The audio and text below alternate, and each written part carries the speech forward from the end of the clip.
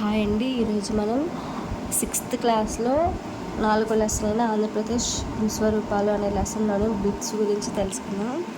అసలు ముందు ఈ చార్ట్ని పరిశీలిస్తే ఆంధ్రప్రదేశ్లో ఉండే భూస్వరూపాలు, ముఖ్యంగా ప్రధాన భూస్వరూపాలు ఏంటంటే తూర్పు కనుమలు, దక్కన్ పీఠభూమి, తూర్పు తీర మైదానం. ఈ వేరు భూస్వరూపాల్లో ఉండే ప్రజలు విభిన్న జీవన విధానాలను అనుసరిస్తూ ఉంటారు. అసలు భూస్వరూపాలు ఎన్ని రకాలంటే 3 రకాలు. అవి 1 పర్వతాలు, 2 మైదానాలు, 3 పీఠభూములు. ఇందులో ఫస్ట్ మనం భారత భూస్వరూపాల గురించి తెలుసుకుందాం. ఫస్ట్ మన జాతీయ గీతం జనగణమన. ఇది రచించింది వచ్చి రవీంద్రనాథ్ ఠాగూర్. ఇది అసలు ఏం తెలియజేస్తుందంటే మన దేశ విశిష్టతని, ప్రఖ్యాతిని వివరిస్తుంది. అలాగే మన రాష్ట్ర గీతం మా తెలుగు తల్లికి మల్లెపూ దండ. ఇది ఏం తెలియజేస్తుందంటే మన రాష్ట్రంలోని నదులు, మన రాష్ట్ర సుసంపన్న వారసత్వం, నైసర్గిక భూస్వరూపాల గురించి తెలియజేస్తుంది. అసలు ఈ నైసర్గిక భూస్వరూపాలు అంటే ఏంటి అంటే భూ ఉపరితలం అనేక రూపాల్లో ఉండడాన్నే నైసర్గిక భూస్వరూపం అంటారు. భూ ఉపరితలం అనేక రూపాల్లో ఉండడాన్నే నైసర్గిక భూస్వరూపం అంటారు. భూ ఉపరితలం అనేక రూపాల్లో ఉండడాన్నే నైసర్గిక భూస్వరూపం అంటారు. ఇప్పుడు మనం నివసిస్తున్న భూమి సమతలంగా కానీ ఏకరీతిగా కానీ లేదు. కొన్ని చోట్ల ఉన్నతి చెందిన ప్రాంతాలు ఉన్నాయి, విశాల మైదానాలు ఉన్నాయి, అలాగే లోతుగా ఉండే లోయలు కూడా ఉన్నాయి. ఇప్పుడు ఈ మైదానం, పీఠభూమి, కొండ, పర్వతం, లోయ వీటినే మనం భూస్వరూపాలు అంటాము. మైదానం, పీఠభూమి, కొండ, పర్వతం, లోయ వంటి వాటినే మనం భూస్వరూపాలు అంటాం. భూస్వరూపాలు ముఖ్యంగా 3 రకాలు. అవి 1 మైదానాలు, పీఠభూములు, కొండలు లేదా పర్వతాలు. భూస్వరూపాలు ఎన్ని రకాలంటే 3 రకాలు. అన్నిటికంటే ఎత్తుకునేటివి పర్వతాలు లేదా కొండలు, మీడియంగా ఉండేటివి మైదానాలు, మీడియంగా ఉండేటివి పీఠభూములు, ఇంకా తక్కువ హైట్ ఉండేటివి మైదానాలు. భూస్వరూపాలను ఎత్తు ఆధారంగా, సముద్ర మట్టం ఆధారంగా కొలుస్తారు. భూస్వరూపాలను ఎలా కొలుస్తారంటే సముద్ర మట్టం నుంచి ఎత్తు ఆధారంగా భూస్వరూపాలని కొలుస్తారు.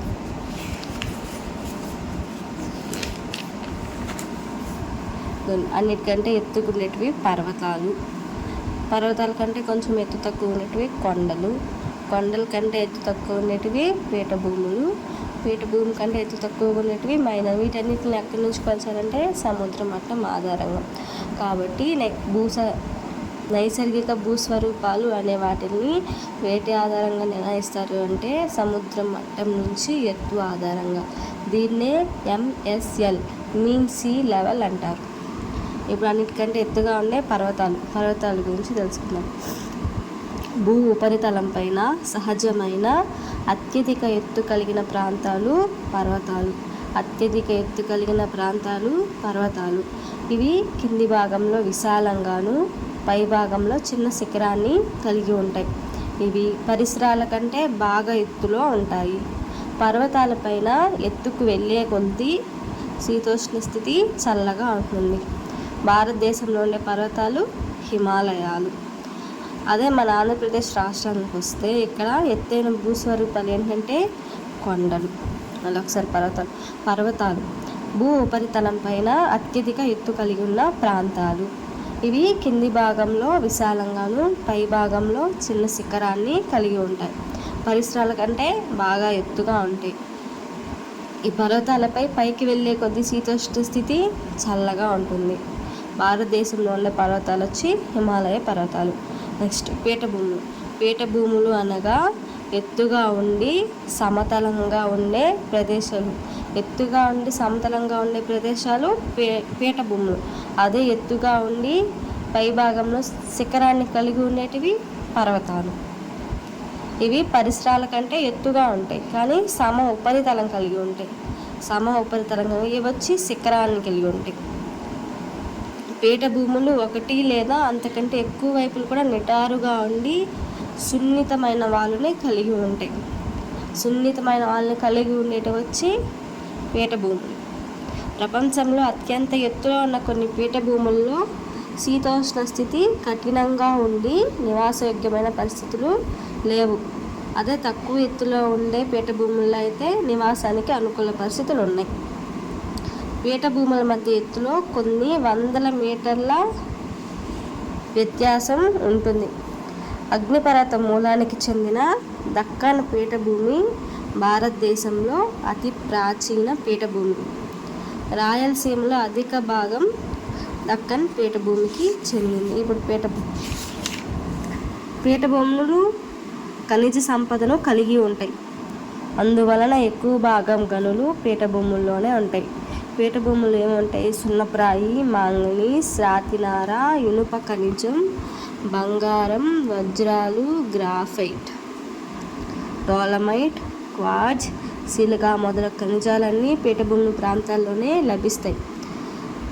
ఈ దక్కన్ పీఠభూమి అనేది అగ్నిపర్వత మూలానికి చెందింది అని చెప్పాం కదా. ఈ అగ్నిపర్వతంలోనే మనకేముంటుంది? లావా ఉంటుంది. కాబట్టి దీన్ని లావా పీఠభూమి అని కూడా అంటారు.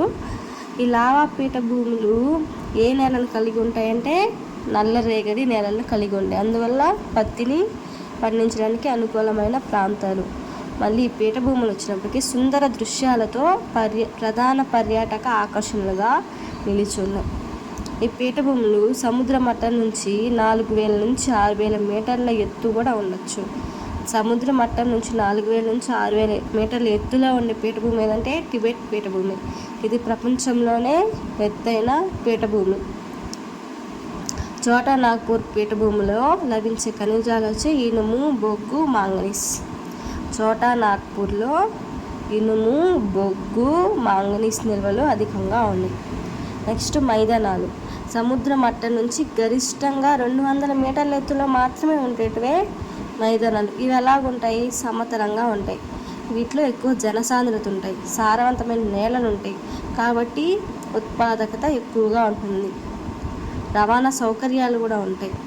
ఎక్కడ ఇండ్లు ఉంటాయి. పంటలు పండించడానికి అనుకూలంగా ఉండి నివాసయోగ్యంగా ఉంటుంది. భారతదేశంలోనే ప్రసిద్ధి పొందిన మైదానం ఏదంటే గంగా సింధు మైదానం.